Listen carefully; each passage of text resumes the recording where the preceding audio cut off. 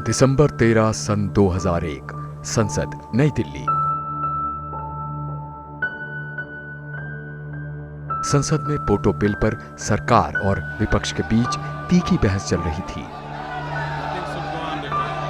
पर बाहर जल्द कुछ ऐसा घटित होने वाला था जिससे न सिर्फ भारत बल्कि सारी दुनिया स्तब्ध रह जाने वाली थी।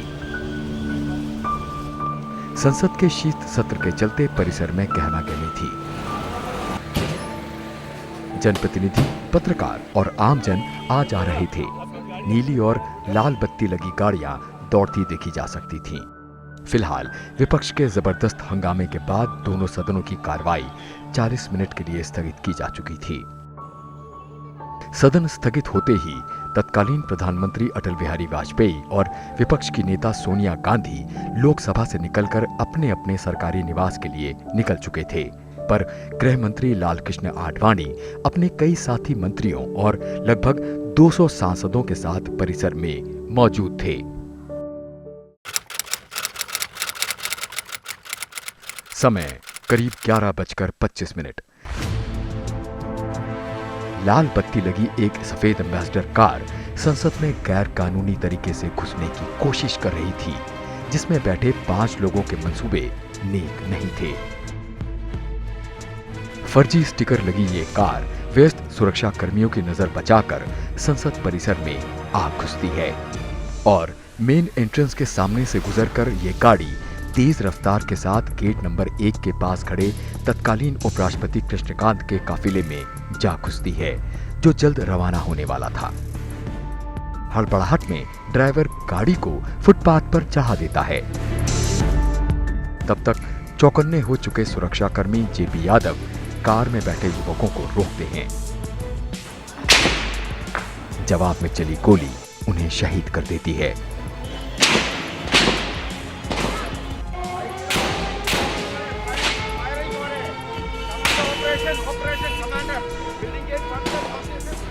जल्द 3 और सुरक्षाकर्मी और एक महिला माली इनकी गोलियों का शिकार होने वाले थे।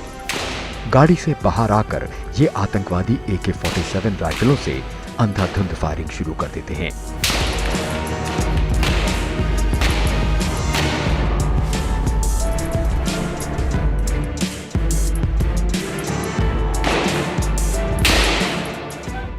सतर्क हो चुके सुरक्षाकर्मी जवाबी फायर करते हैं और संसद भवन परिसर गोलियों और ग्रेनेड्स के धमाकों से गूंज उठता है।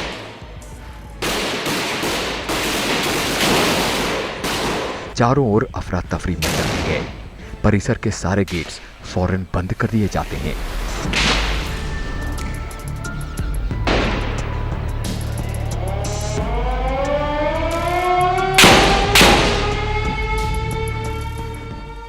दुनिया के सबसे बड़े लोकतंत्र के मंदिर यानी संसद भवन पर हमला हो चुका था। वरिष्ठ कैमरा पर्सन भांजी उस वक्त अपने न्यूज चैनल की तरफ से पार्लियामेंट ड्यूटी पर थे। उन्हें बिल्कुल नहीं पता था कि उस दिन उनकी मुलाकात साक्षात मौत से होने जा रही थी। सुनिए कैसे अपनी जान पर खेलकर इन्होंने वो सारे नजारे कैमरे में कैद किए थे जो आज सारी दुनिया में पाक समर्थित आतंकवाद का सबल सबूत बन चुके हैं। 13 दिसंबर 2001 में कोई करीब 11:30 बजे की बात है। हम यहाँ बैठे हुए थे। इधर हमारा स्टैंड था, मैं यहाँ बैठा हुआ था। इधर यहाँ पर जेपी यादव की स्टैंड हुआ करता था, जो गाड़ी जाती थी, काफिला जाता था। यहाँ पर क्या है कि किसी और की गाड़ी नहीं जाती, सिर्फ उनकी वाइस प्रेसिडेंट साहब की गाड़ी जाती थी। उन्हीं की सिक्योरिटी गार्ड हुआ करते थे। वहाँ से उस साइड से एक गाड़ी आई एम्बेसडर, तो उसको जेपी यादव साहब की यहाँ पर ड्यूटी थी। उन्होंने उसको रोकने की कोशिश की, लेकिन वो रुका नहीं। उसके बाद वो उसके पीछे भागे जेपी यादव जी। फिर उसके बाद जाके उनको वहाँ कर जाके एम्बेसडर जो गाड़ी थी हमारी, उनकी टेस्ट होगी, वो वहाँ पर टकरा गई थी। उस पर टक्कर जो लगी थी उसकी वजह से घबरा गए थे वो टेस्ट। जैसे टक्कर लगी गाड़ी की तो पाँचों गाड़ी से निकल गए। निकलने के बाद उन्होंने सीधी फायरिंग शुरू कर दी। फायरिंग शुरू करते ही वो इधर उधर भागे। एक माली जो थे वो काम कर रहे थे, वहाँ पर उनको गोली लगी थी। उसके बाद एक टेस्ट हमारी तरफ इधर भागता हुआ आ रहा था, तो पीछे एक टेस्ट और था, उसने उसको रोका कि वहाँ कहाँ भाग रहा है, इधर आ जाओ, वहाँ मीडिया है। उस वक्त संसद भवन के अंदर मौजूद वरिष्ठ पत्रकार मनोज वर्मा बताते हैं कि अंदर हालात क्या थे, जब बाहर हमारे सुरक्षा बल मुस्तैदी से इस आतंकी हमले को निस्तेज करने में जुटे थे। मुझे अच्छी तरह याद है, प्रमोद जी के कक्ष में जब हम गए थे तब उन्होंने कहा था कि देखो ताबूत जो मामला है उसको लेकर जो विपक्ष है रोज़ हल्ला करता है, प्रदर्शन करता है। इसी बीच गोलीबारी की घटना शुरू हो गई। ऐसा लगा कि जैसे कोई प्रदर्शन हो रहा है। संसद भवन के बाहर उस समय तमाम प्रदर्शन हुआ करते थे, पार्लियामेंट स्ट्रीट पे प्रदर्शन हुआ करते थे। तो प्रमोद जी ने भी ये सोचते हुए एक बात कही कि देखिए ताबूत घोटाले पे कांग्रेस जो हंगामा करती है, सदन भी नहीं चलने देती है और सदन के बाहर भी कांग्रेस पार्टी और विपक्ष है प्रदर्शन कर रहा है और ऐसा प्रदर्शन कर रहा है। लेकिन तब तक जो फ़ोन आया उसने उनके चेहरे पे चिंता की लकीरें ला दी, क्योंकि वो फ़ोन जो था वो सामान्य फ़ोन नहीं था, वो संसद पे हमले का फ़ोन था कि संसद पर आतंकवादियों ने हमला कर दिया है। हालांकि प्रमोद जी ने कुछ बोला नहीं, वो चुपचाप वहाँ से तेज कदमों के साथ चले गए और हम इस गलियारे में वापस आ गए ये जानने के लिए कि आखिर हुआ क्या है। आज भी ये गोलियों के निशान हैं जो ये बताते हैं कि हमारे जवानों ने किस तरह घेर कर आतंकवादियों को मार गिराया। और इन 9 सीढ़ियों का जो फासला था, वो मैं 9 सीढ़ियाँ इसलिए कह रहा हूँ कि जो एक आतंकवादी मारा गया वो मुख्य जो द्वार है संसद भवन का, उससे 9 सीढ़ियाँ दूर मात्र इसी स्थान पर मार गिराया गया। विस्फोट हुआ और उसके चिथड़े उड़ गए। और किस तरह से लोकतंत्र के इस मंदिर को निशाना बनाने की कोशिश आतंकवादियों ने जो पाकिस्तान से आए थे उन्होंने कोशिश की थी। दूसरी ओर बाहर हो रही गोलीबारी की आवाज ने जनप्रतिनिधियों को सख्ते में डाल दिया था। राज्यसभा की तत्कालीन उपसभापति नजमा हेपतुल्ला बताती हैं, I was sitting in my room because the session was not going on. There was some hangama in the house, and then if the session was closed and the chairman was in his room still waiting to go, and I was in my room still waiting to go. Then I heard some noise of the guns. I thought somebody is bursting the cracker. Then I wonder who will come to the parliament to burst the crackers. Then one of the watch and ward chap came and closed my door. He said, terrorists have come and they are attacking the parliament. तब तक सजग सुरक्षा कर्मियों ने तमाम दरवाजों के इर्द गिर्द पोजीशन लेकर इन फिदाइनों के सदन में घुसने की मंशा को नाकाम कर दिया था। खुफिया सूत्रों के मुताबिक पाकिस्तान के दुर्दांत आतंकवादी संगठन जैश ए मोहम्मद से जुड़े इन आतंकवादियों को साफ निर्देश दिए गए थे, ज्यादा से ज्यादा कत्ल और खून खराबा करो और संसद के अंदर बंधक बनाओ। इन फिदाइन आतंकियों के पास मौजूद थैलों में अतिरिक्त गोली बारूद और ड्राई फ्रूट्स के पैकेट थे जो इनकी नापाक नीयत का सबूत थे। इनके पास जितने फ़ोन थे उनको हमने चेक किया है तो वो सब उसमें कॉल आई हुई हैं पाकिस्तान से, कश्मीर से भी है और यहाँ पे कुछ लोगों से बातचीत हुई है दिल्ली में, उनकी अलग अलग लोग हैं। तो मैंने कहा सबके नंबर निकालो और सबका पता करो कौन लोग हैं, कहाँ। तो उन्होंने कहा कि साहब इससे काफ़ी स्पष्ट हो रहा है कि ये लोग पाकिस्तान के हैं और 1-2 जो मशहूर आतंकवादी हैं वो है इनमें। लगभग 40 मिनट चले इस हमले का मुंह तोड़ जवाब देते हुए हमारे सुरक्षा बलों ने इन सभी आतंकियों को मारकर पाकिस्तान को स्पष्ट संदेश भेज दिया था। पर इस हमले को नाकाम करते हुए संसद भवन के वॉच एंड वार्ड और दिल्ली पुलिस के जवानों समेत कुल 9 लोग शहीद हो गए थे। इनमें दिल्ली पुलिस के 5 सुरक्षाकर्मी, सीआरपीएफ की 1 महिला कांस्टेबल और parliament watch and ward section के 2 सुरक्षा सहायक शहीद हुए थे। एक माली और एक फोटो जर्नलिस्ट की भी इस हमले में जानें गई थी और करीब 15 लोग घायल हुए थे। पर संसद में मौजूद सारे वीआईपी सुरक्षित थे। I saw the gate number 1. I think one of the chap was blown, one of the terrorists was blown and his bones and blood pieces pieces of bones and blood were all over the gate, and it was a terrible sight. That's how we were saved by our watch and ward people. अंदर MP लोग बहुत हड़बड़ाए हुए थे, बहुत घबराए हुए थे। तो एक और अधिकारी को बुलाया और मैंने उनकी ड्यूटी लगाई कि भाई सब लोगों की मदद करिए, एमपी साहब लोगों की, कि ये सब अपने अपने घर जा सकें, पूरा पार्लियामेंट खाली हो जाए, तो इसकी कोम्बिंग करें कि कोई घुस घुसा के कहीं बैठा हो तो, और पूरे पार्लियामेंट का जो कैंपस है उसकी तलाशी ली जाए, वहाँ कोम्बिंग की जाए। उसी रोज पार्लियामेंट स्ट्रीट पुलिस स्टेशन में इस हमले को लेकर एफआईआर दर्ज होती है और दिल्ली पुलिस इस दुस्साहसी हमले की जांच में जुट जाती है और कुछ ही दिनों के भीतर 4 लोगों को गिरफ्तार किया जाता है, जिन्हें इस्तेमाल की गई कार और सेलफोन रिकॉर्ड से संबंधित सुरागों की मदद से ट्रैक किया गया था। ये थे मोहम्मद अफजल गुरु, जम्मू कश्मीर लिबरेशन फ्रंट का पूर्व आतंकवादी, जिसने 1994 में आत्मसमर्पण किया था।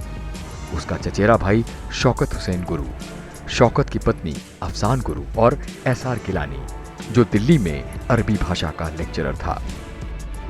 वो तो इस वास्ते कि ऐसा केस था कि इसमें सांस लेने की गुंजाइश नहीं थी, तो वो लोग मतलब रात दिन लगे रहे 2 दिन तक, और उन्होंने एक से चूल मिला के इसकी एविडेंस ढूंढ ली और ये साबित कर दिया कि ये पाकिस्तानी थे, और हम साबित कर सकते थे कि वो पाकिस्तान के हैं। The Pakistani involvement in the attack on Parliament in 2001 is, I think, pretty much proven. And there's very little debate or discussion about Pakistan's complicity, the ISI's complicity in that particular attack. लोकतंत्र के मंदिर पे हुए हमले से स्तब्ध सारा देश एकजुट हो चुका था। दुनिया को अहिंसा का पाठ पढ़ाने वाला भारत अपनी सुरक्षा में कितना सक्षम है, इसकी बानगी जल्द संसद में देखने को मिली। सत्ता पक्ष और विपक्ष के सुर एक थे, राष्ट्र सर्वोपरि। This is not an attack on Parliament only, but on the very freedom of the country. The entire nation has stood as one against such attacks. The supreme sacrifice made by our security personnel who lost their lives in this incident will not be allowed to go in vain. Those behind the attack on Parliament House should know that the Indian people are united and determined to stamp out terrorism from the country. देश हित में जो भी है सरकार काम करेगी, हम पूरे के पूरे विपक्ष के नेता और हम समझते पूरी जनता साथ है। आतंकवादी एक भय पैदा करना चाहते हैं अपने मंसूबों को पूरा करने के लिए। हमें उन सब मंसूबों को विफल करना है। सुरक्षा के लिए जो भी कदम उठाए जाते हैं उनका दृढ़ता से पालन होना चाहिए। इस प्रश्न पर लगातार आपस में चर्चा होती रहे, पक्ष और विपक्ष के बीच में नहीं। देश के सर्वोच्च संस्था के प्रतिनिधि के रूप में पार्टी की रेखाओं को मिटाकर सुरक्षा का सवाल सर्वोपरि है। दूसरी ओर चुनौती जल्द से जल्द इस केस की तह तक पहुंचने की भी थी।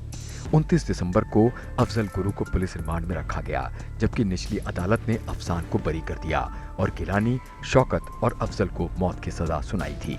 अफजल गुरु की फांसी 11 साल बाद हुई थी।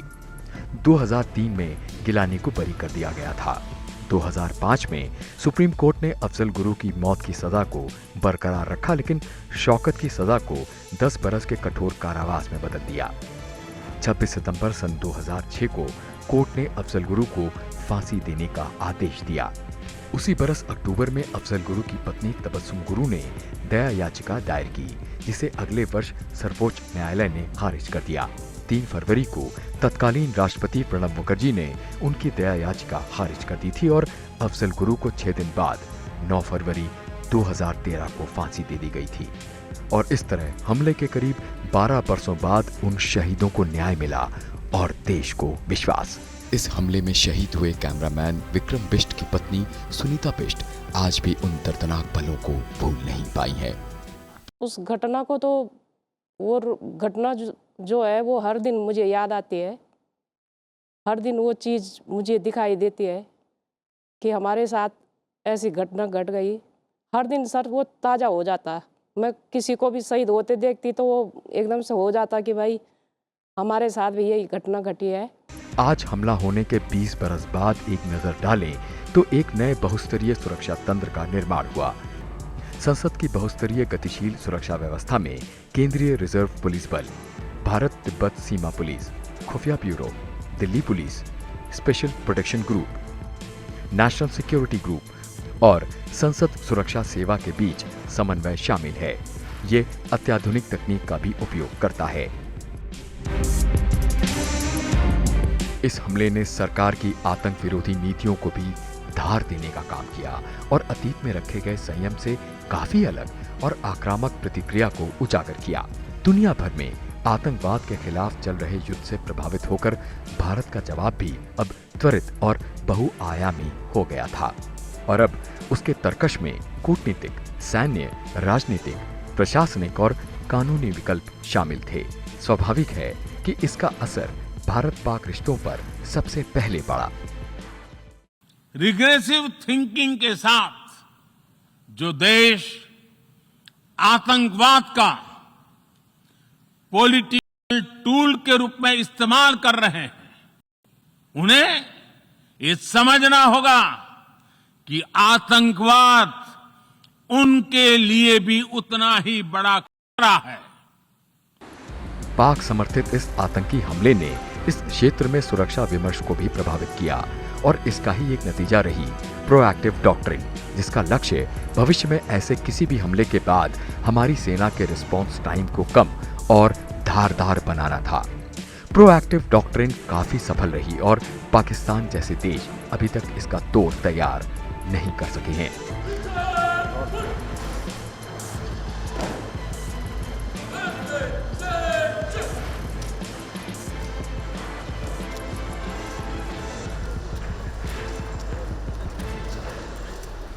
सबने अपने यहाँ टेररिस्ट सेल जो थे उनको मजबूत किया, बनाया कि आगे कोई भी टेररिस्ट आते हैं, कोई कार्रवाई करते हैं तो उनसे जल्दी आसानी से निपट सके। कई लोगों ने कमांडोज खड़े कर लिए अपने यहाँ, कमांडो के प्लेटून बना लिए। तो ये सब चीज़ें हुई और मॉडर्नाइजेशन हुआ और पुलिस के अंदर बहुत सी आधुनिक इक्विपमेंट आए कि इनसे निपट सकें। ये पुलिस ने भी AK-47 की खरीद की, कुछ अपने हथियार इंप्रूव किए हैं। ये सब तैयारी हुई उसके बाद ही 26/11 को मुंबई में पाक समर्थित लश्कर-ए-तैयबा आतंकवादी ग्रुप द्वारा हुए हमलों ने भारत की आतंकवाद नीति को एक निश्चित और संकल्पित दिशा दे दी। भारत बदल चुका है और वो किसी भी कीमत पर अपने समाज, संस्थाओं और नागरिकों की रक्षा करेगा। इसकी बानगी जल्द देखने को मिली जब सितंबर 2016 में भारतीय सेना के कमांडोज ने पाक ऑक्यूपाइड कश्मीर में चल रहे आतंकी शिविरों के खिलाफ सर्जिकल स्ट्राइक की। 28 सितंबर सन 2016 को हुई ये स्ट्राइक 18 सितंबर को कश्मीर के उड़ी मिलिट्री बेस पर आतंकवादियों द्वारा किए गए हमले का मुंह तोड़ जवाब था, जिसमें हमारे 19 सैनिक मारे गए थे। इसकी बानगी फिर 26 फरवरी सन 2019 को मिली जब भारतीय वायुसेना ने पाकिस्तान के खैबर पख्तूनवा प्रांत में बालाकोट स्थित जैश-ए-मोहम्मद के आतंकी शिविर को निशाना बनाकर उसे नेस्तनाबूद कर दिया। कोई देश ऐसी असहाय अवस्था में नहीं रह सकता है। 40 साल से आतंकवाद हिंदुस्तान के सीनों में गोलियां दाग रहा है जी। भारत मां की सीने में गोलियां दागी जा रही है, बम धमाके किए जा रहे हैं, निर्दोषों को मारा जा रहा है। यह हमारा सिद्धांत है, हम घर में घुस के मारेंगे।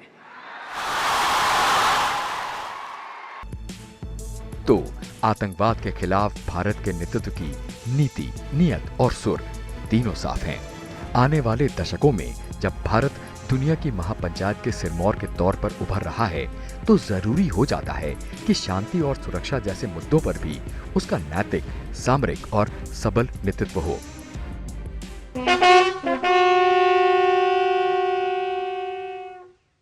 और इसकी जमीन तैयार करने में 13 दिसंबर सन 2001 के आतंकवादी हमले और इससे मिले सबकों की अहम भूमिका होगी।